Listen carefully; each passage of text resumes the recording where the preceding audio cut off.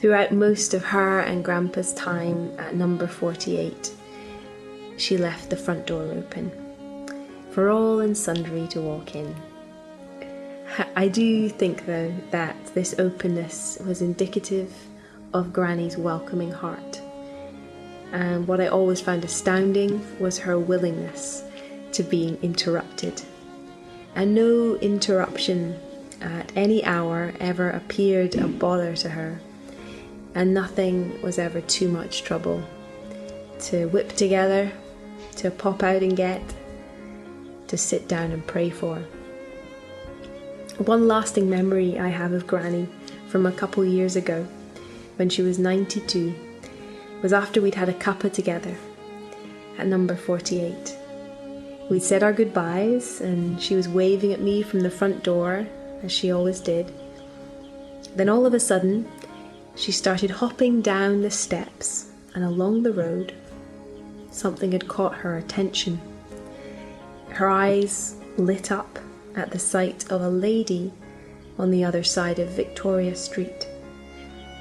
I heard her say under her breath, "I don't know this lady." So Granny approached her, introduced herself, and invited her round for tea. I'm so thankful to God for how He surrounded Granny with His protection over 94 years of life. And boy, did Granny test and prove that protection. Truly, the angel of the Lord encamps around those who fear Him. Granny, in my experience, was not risk averse.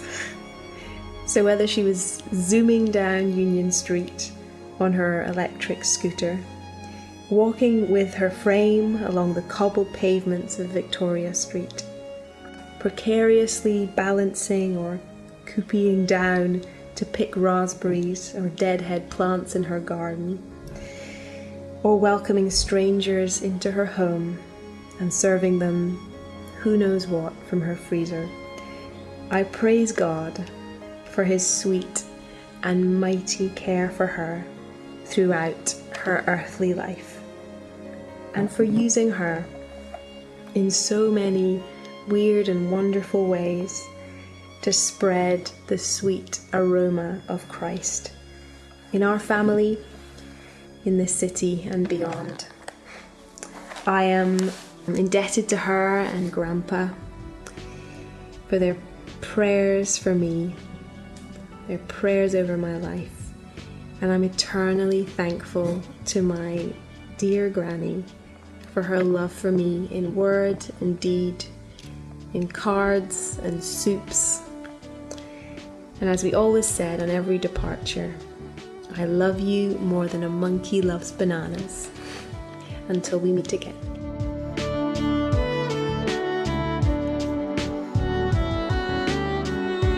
I just loved chatting to Granny in her sunroom and hearing from her many years of experience in life about all sorts of different things.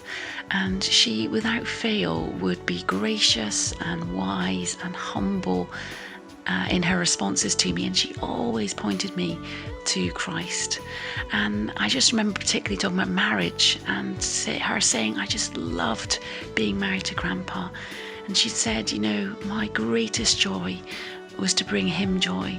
And that has just stuck with me, and I thought, what great marriage advice.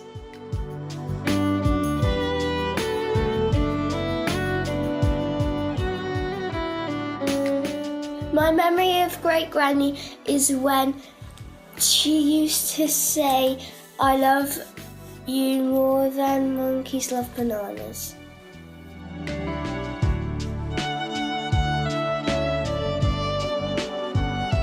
My favourite thing about Granny was her voice.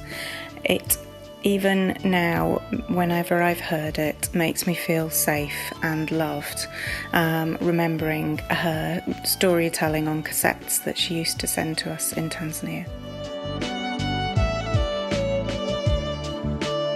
I loved visiting Great Granny. She always made a fuss of us and gave presents. The best one was folding paper airplanes.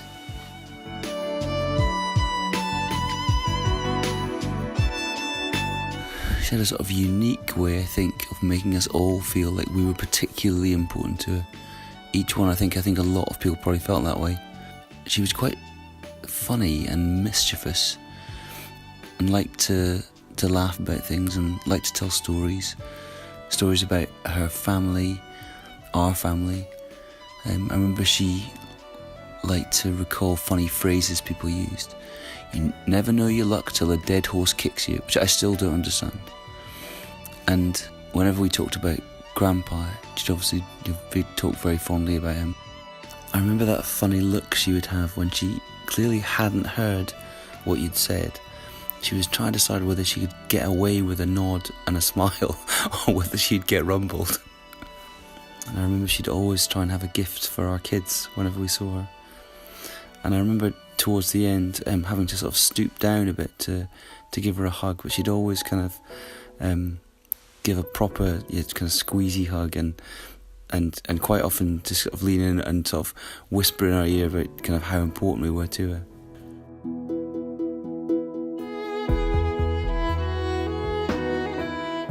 She was really nice and kind. She's Gigi. That's why I like her.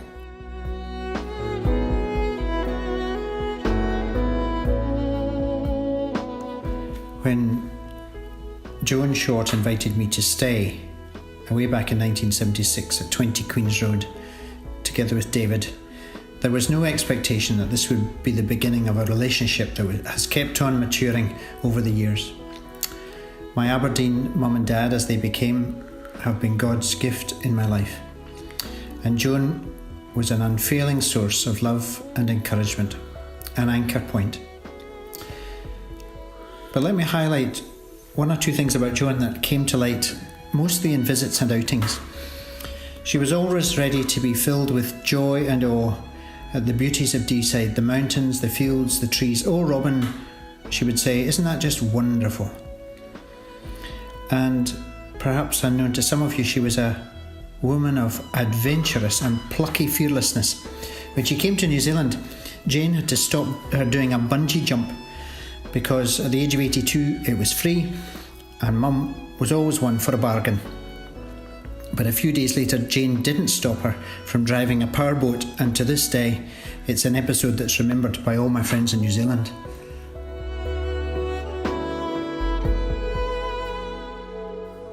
My memory of Great Granny was when she used to send me cards in the post. She always asked really interesting questions and was always interested in what I was doing.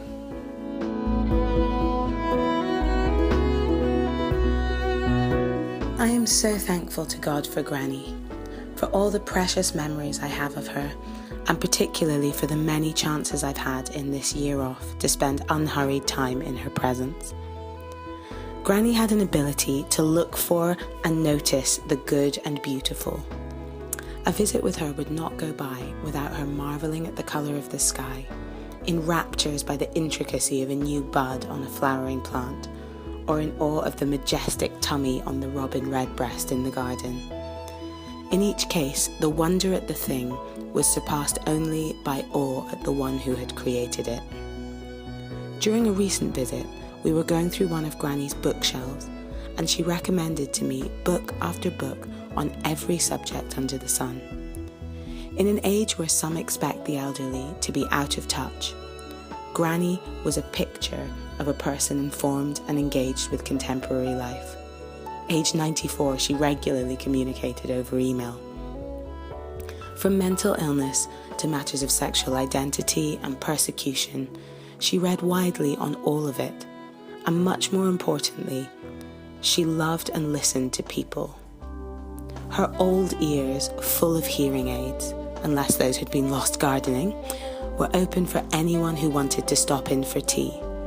And all manner of people did stop in over the years.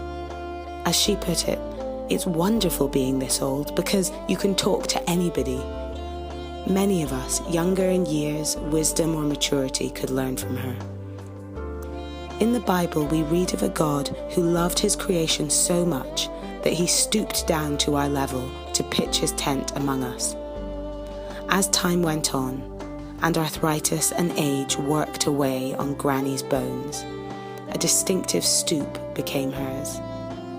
It was mirrored by an inner humility, as if her body was cooperating with a decision that he must increase, but I must decrease. She is where she wanted to be, but we shall miss her. The squeezy-wheezy hugs, the bizarre things she would bring back from her near daily trips to the works. Most recently, 5 retractable magnet sticks with torches on the end, the handmade cards, the emails of encouragement, and the twinkle in her eye, which, although less bright in the last year, was always present, as if to say she knew that the best was yet to come. This verse of a favourite song feels like a fitting declaration of the truth we hold on to at this time, and of the paradigm within which dear Granny lived. No guilt in life, no fear in death. This is the power of Christ in me. From life's first cry to final breath, Jesus commands my destiny. No power of hell, no scheme of man can ever pluck me from his hand, till he returns or calls me home. Here, in the power of Christ, I'll stand.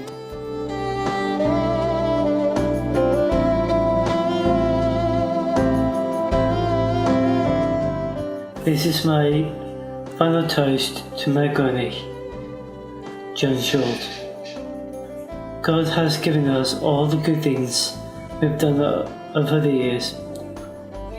It's been a wonderful chapter of your life. Now you have a new chapter.